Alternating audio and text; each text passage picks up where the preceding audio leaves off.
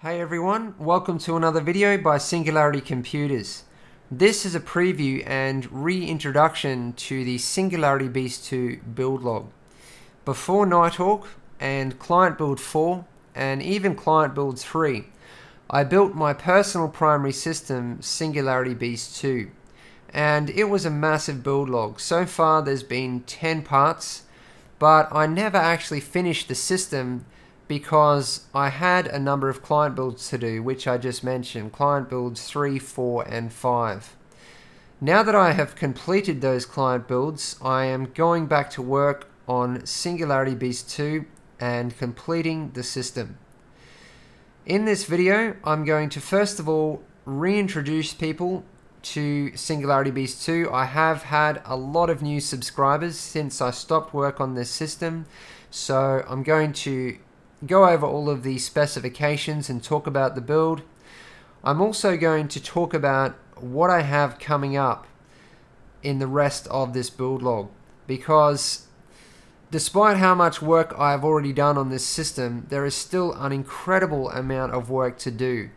I mean, I would say that so far I'm really only halfway through this build, because what I still have in mind for this system means that I have to completely rebuild it from the ground up. So I'm actually going back to work on the system within the next week. I'm just waiting on the rest of the components. You can see I already have some of the components here ready to go, which I'm going to talk about shortly. So there's not very long left to wait. Now before I get started, I need to give a massive shout out to the Cool Room, Mayhems, and also Case Labs, who are sponsoring this build. Make sure you check out the links to their websites in the video description. Okay, it's now time for me to cover the specifications and give you a look around the build. Now I'm not going to go into too much detail, I'm just going to cover the main specifications. If you want all the details and the entire build process, then you need to go back and check out the build log. The case is the Case Labs Magnum TH10.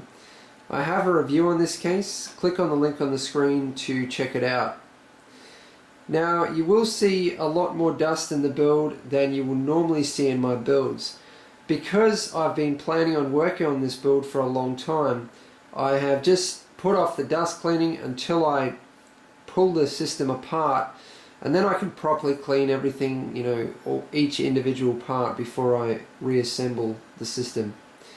Okay, so starting at the front, the switch panel at the top here, it's a custom switch panel to control the lighting. And because I never finished the lighting, it's currently only controlling the LEDs. The fan controllers are both Lantron SC5 V2s. And that's all I have at the front here. I do have a number of accessories for the case. Like, the case is not completely how it comes by default. I have changed a few things, but yeah, if I start going into all this is going to be an extremely long video, so check out the build log if you want all of those details. Okay, the motherboard is the Asus Rampage 4 Extreme. The CPU is the Intel Core i7-3930K. The memory is a kit of Corsair Dominator GT, 2133 MHz. It's a 16 gig kit which runs at 9111027. The graphics cards are Gainwood Phantom GTX 580 3GB editions. The sound card is the Sound Blaster X5 Titanium. Okay, now moving on to the water cooling system. The hard drives and SSD are around the back of the build. I'll show you them shortly. Some of you might wonder why I've used some of these components. If you want all those answers, then again you need to check out the build log. But keep in mind, I built this system quite some time ago now, and I am also changing a lot of these parts for good reasons. So I'm going to talk more about what I'm going to be changing shortly. Okay, the tubing and coolant is Feather Red UV. I'm using all Bits Power Black Sparkle fittings.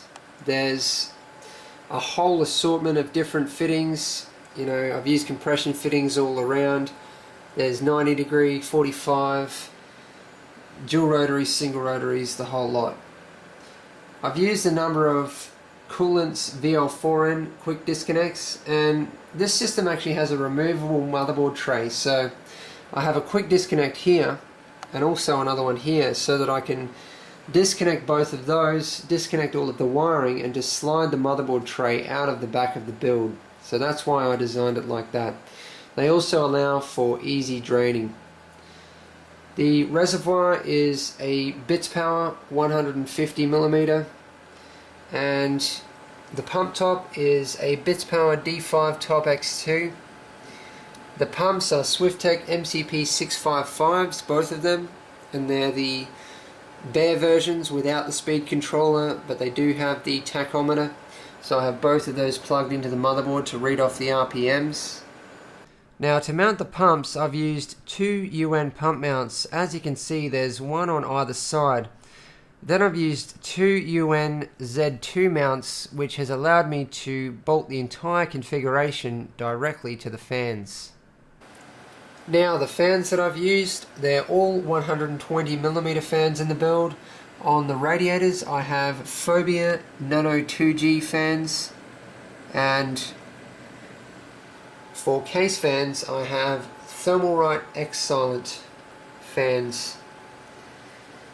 Now, there's 12 radiator fans because I have three 480mm radiators, and there's also 7 case fans. I have 3 on this side, I have another 4 on the other side. 2 of them are cooling the hard drives, which I'll show you shortly. The radiators that I've used are Black Ice SR1s, and they're all 480mm radiators. So I have one down the bottom, one up the top on this side, and then I also have another one at the top on the other side. I've used a EK FC bridge triple serial.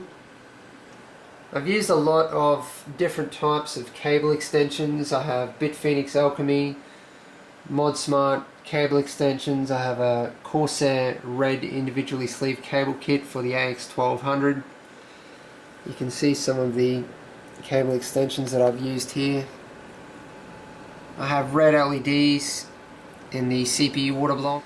Basically, when I set this build up originally, I knew that I was going to be doing a lot more work on it, so I really just, slapped together the cable management quite quickly, and the same went for a lot of other things, because at the time I was actually intending to continue working on the system.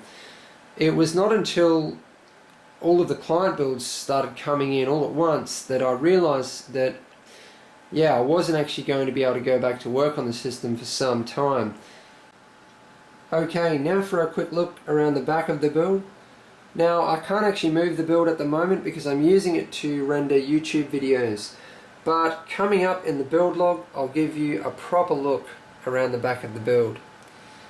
Now, up the top here, I have an OCZ Vertex 3 120GB SSD. I then have a number of Western Digital black hard drives. I have two 2TB and two 1TB. Now you can see on my cable management it's all temporary, so it's really quite messy. I have a bits power X station there, which was going to be for all of the lighting minus the LEDs. What I was going to do is run LED strips or cold cathodes off the big switch here, and off the little switch I was going to run all of the LEDs in the water blocks. So basically the big switch goes to the X station, the little switch goes to this bits power LED station up here. So you can see wiring everywhere. I mean, there is a lot of hardware in the build, so there was a lot of wiring to do. The other thing is I have two power supplies, so that makes for a lot more wiring. I have two Corsair AX1200 watt power supplies.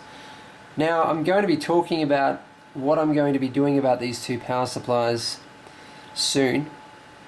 I'm going to be making some massive changes to this build. As I said, I'm basically going to be completely rebuilding it from the ground up, so it's going to be nothing like it was when it's finished. So there we go, just a quick look at the cable management. Completely unfinished.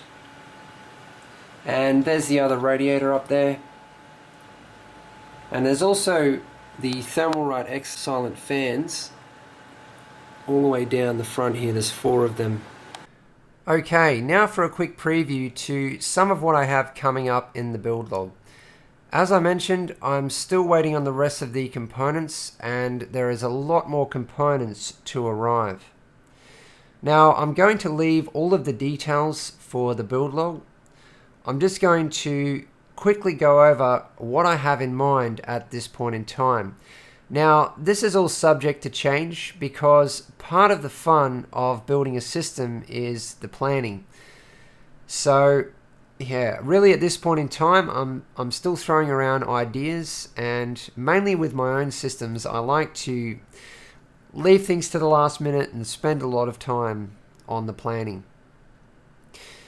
Okay, you can see that I have here some EK water blocks. So I'm going to be installing water blocks definitely onto the motherboard, but I'm not yet sure about the memory. If I do install memory water blocks, it will be purely for aesthetics, because memory water blocks are pointless unless you're going to be doing some massive memory overclocking, which I don't plan on doing. I do plan on overclocking my CPU and probably my graphics cards. Now, obviously, these water blocks are all nickel plexi to match up with the other nickel plexi water blocks that I already have in the build, the graphics card water blocks and also the CPU water block. Now, because I've been busy moving house, I only just found out about the new EK CSQ water blocks this morning. Now, I will just say quickly that I don't like the aesthetics of these new water blocks. They might grow on me, but at this point in time, I just can't even think of a single build that the aesthetics of these new water blocks will actually suit. I'll put a link in the video description to EK's website so that you can check out these new water blocks. But you will be seeing some of these new water blocks in this build because, like I said, I don't like the aesthetics, but I'll be installing them purely for performance and also so that I can review and test them. I definitely plan on replacing the EK Supreme HF with the new EK Supremacy. Now, obviously, to install all of these new water blocks, I'm going to need to drain the coolant. So I plan on definitely replacing the coolant with Mayhem's coolant. I have here some pastel light red. I'm going to stick to my color scheme of black and red. I'm either going to use the light red or I'm going to dye some Mayhem's pastel ice white to the exact color that I want. I haven't yet confirmed the tubing that I'm going to use. It's probably going to be Primo Chill Clear. Now, the wiring, I'm going to do a massive amount of work to the wiring, okay? I'm going to cut back to one power supply. And the reason for this is that the only reason I installed 2 power supplies to begin with is because I actually planned on running Quad SLI. But now that Kepler has been released, I'm certainly not going to be doing that anymore. And cutting back to one power supply is going to give me the opportunity to really clean up the cable management. And that is going to be one of the big focuses coming up. I want the cable management in this build to be incredibly clean. So all black cables, one power supply. The other things that I'm going to be doing is removing the fan controllers. And I actually have something else in mind to control my fans automatically. I'm not going to go into the details on this now though, I'll leave that for the build log. The other thing that I'm going to be doing to clean up the cable management is I'm going to remove the Bits Power X station, the Bits Power LED station, and also the switch panel for the lighting. And I'm just going to run my lighting directly off the power supply because I don't have the need to switch my lighting on and off. And that means so much less cable mess. I'm really going to be able to clean things up. Okay, so that mostly covers the components that I have here. There is a lot more that I'm going to be doing to the system that I haven't mentioned, but I will just quickly mention a few more things. I'm going to be replacing all of the fans. I'm going to be changing my SSD and hard drive configuration. And finally, I'm going to be changing my graphics cards. Now, this is something that I have had so many questions about. So many people have asked me, are you going to be upgrading to the GTX 680? And I have answered a lot of the questions, but eventually it just got too much. And I've been really wanting to talk about this for a fair while now. So, this is the story. I'm not going to be upgrading to the GTX 680. The reason being, I mean, it's a great graphics card. Nvidia has made, massive leaps and bounds forward in performance and power saving and, a lot of other things as well. I'm really impressed with Kepler. But the thing is, there is, always a lot of secrecy surrounding these things, and at the moment this is still speculation. I mean, a lot of it is a lot of what I'm talking about is from reliable sources. So anyway, I'll let you make of it what you will. Some of you will already know this. The GTX 680 actually wasn't supposed to be a high-end graphics card. It was meant to replace the GTX 560 or maybe the 570. And there's a lot of evidence pointing towards this. I mean, it only has two 6-pin PCIe power connectors. It has a short PCB. It's a small graphics card. Really low power, low heat.